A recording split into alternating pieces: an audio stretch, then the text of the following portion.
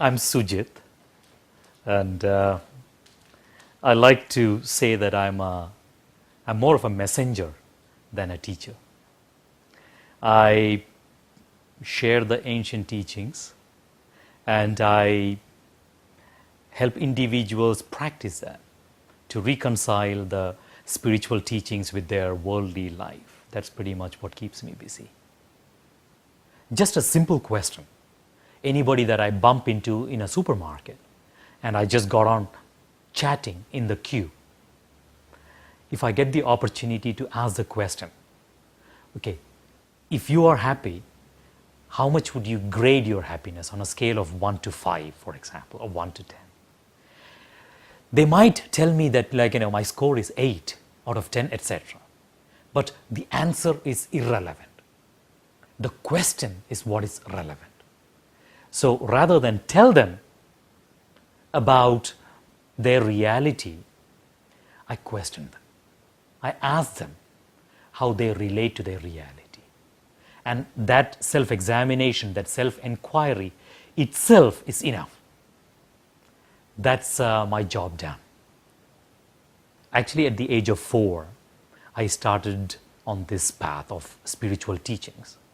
But in the beginning, as a child, the whole experience was one of, simply going to the teacher, learning some stuff because I'm told I should, and then, moving on in life and going to play.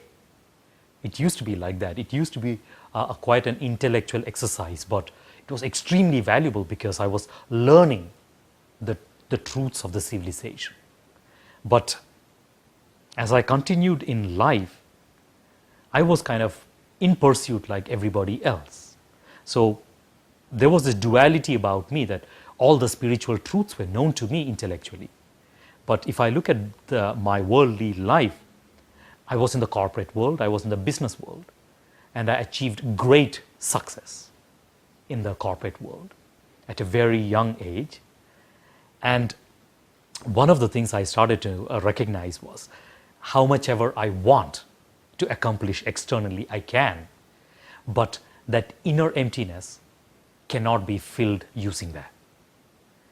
And I slipped into disillusionment, and I had to go back to my teachers to ask, all right, I'm doing wonderful things in my human existence, but what do I need to do different for me to feel that endless joy, that abundant love, that deep peace that I deserve? And my teachers were simply pointing me back to the same. Go back to your teachings, practice that. And the truth actually started to come to me that my external reality and my inner reality are completely disconnected from each other. Everything that I want to achieve internally, I'm the choice maker. I'm the personal leader to accomplish that. And it's absolutely not connected to everything that's external to me. So once that realization hit me at an experiential level, there was no turning back. My quest became one of, focusing deeply, anchoring my life around my inner truth, which is actually what is real, versus, the illusion that's external to me. It's our nature to be in pursuit of happiness. But people confuse pleasure with happiness. Pleasure is very externally rooted. It is something that we gain out of our sensorial pursuits. Happiness is grounded within. We need to source that from within us. Once we've done that, then everything that's external to us starts looking like a blessing. And we feel grateful for everything that we have, the abundance that we have in our worldly life. Alternately, if we are living in the pleasure paradigm, we are constantly going to go up and down in this cycle of, getting something and feeling fulfillment for a few moments, and then later again feeling that emptiness, that scarcity within. And everywhere I go, that's the most important discovery that I'm coming across. If you are okay where you are, you never have an incentive to grow. You have no incentive to shed the ego, to unlock and live your soul. You're okay where you are.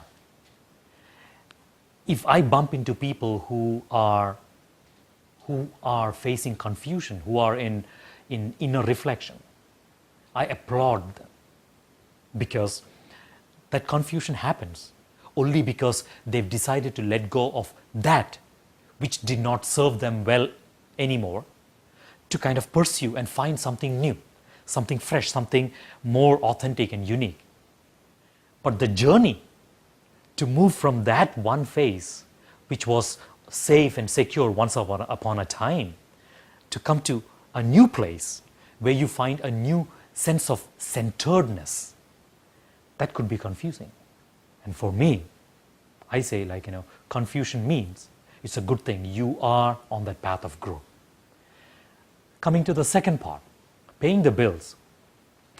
Living your spiritual truth and your worldly human existence are not mutually exclusive. These are two things that you can elegantly reconcile. That's what I like to call combining your beingness and your doingness. Beingness being your spiritual essence. Your doingness being your worldly life. And elegantly combining that, these are not mutually exclusive. Anybody can combine that. And that is also the core of my work, to help individuals in that process of reconciliation. The Pathfinder afternoon, it's just a 4-hour seminar, and I explore two of the fundamental spiritual questions. One is, who am I? Self-realization. The second one is, why am I born? In 4 hours, you cannot accomplish a lot of that. But what I want to do is, for the audience, I want to create some self-examination around these questions. And the moment they start that self-reflection, they are already on their path of reconciling their beingness with their doingness. So that's the Pathfinder afternoon. I also have a couple of other programs offered often in the organizational setting, but also in the general public. My latest book, Mature Masculinity, I'm offering programs to men to embody their highest self. So you can find a lot of that at bluetempleacademy.com and maturemasculinity.net.